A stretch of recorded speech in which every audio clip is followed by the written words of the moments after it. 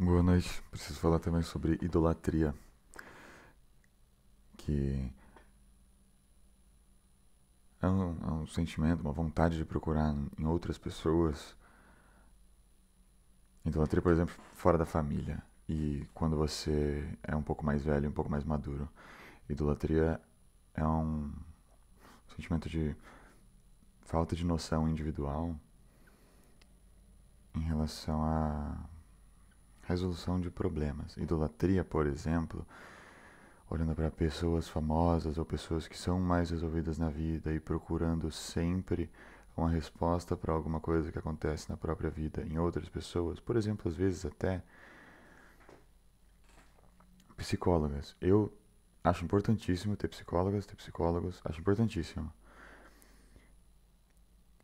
Mas essa relação de psicologia de um paciente com de uma pessoa paciente com uma pessoa que trabalha com psicologia, essa relação tem que ser muito diferente de uma relação de filho ou de filha com o pai ou com a mãe.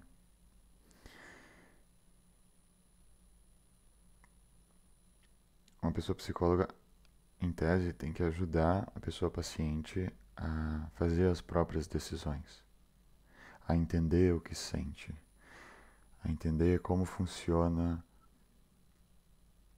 o como funcionam as próprias expectativas, como funcionam as próprias vontades e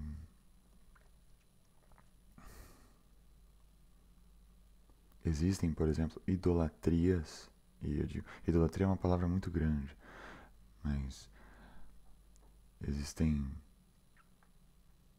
muitas pessoas que colocam muito crédito em figuras que aparentam,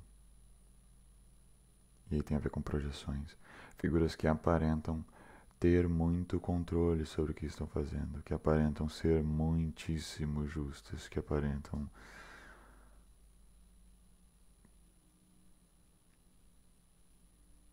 por causa do papel que representam, aparentam uma clareza absoluta nas ideias e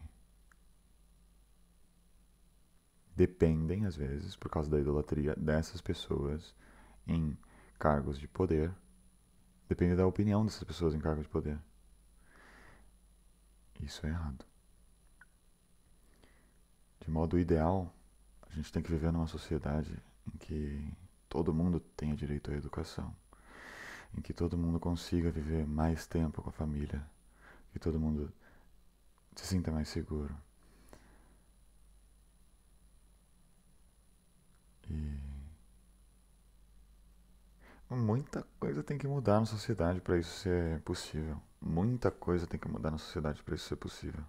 Para a gente parar de procurar em, em figuras externas, depois de amadurecidos, depois de adultos, parar de procurar em figuras externas opiniões sobre o que nós enfrentamos. Porque só nós sabemos o que nós enfrentamos.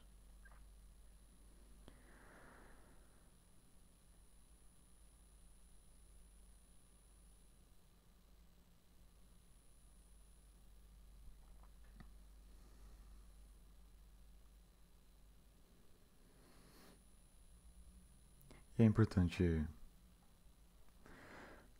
muita vontade de querer mergulhar para dentro de si mesmo, querer entender o próprio funcionamento, querer entender as coisas que machucam outras pessoas para minimizar esses comportamentos, querer entender cada vez melhor um jeito mais benéfico de viver em sociedade, entendendo como funciona e o que às vezes faz mal para nós mesmos, para que assim seja mais fácil de entender como viver em sociedade, de entender que todas as pessoas são, por muitas vezes, ou estão, por muitas vezes, em situações mais fragilizadas. E é muito importante ter empatia. É muito importante.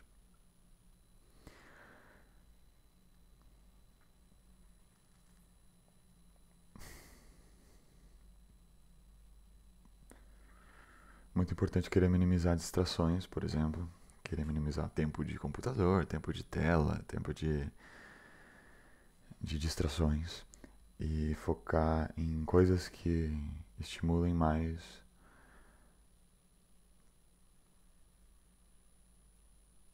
a resolução individual dos problemas de cada um.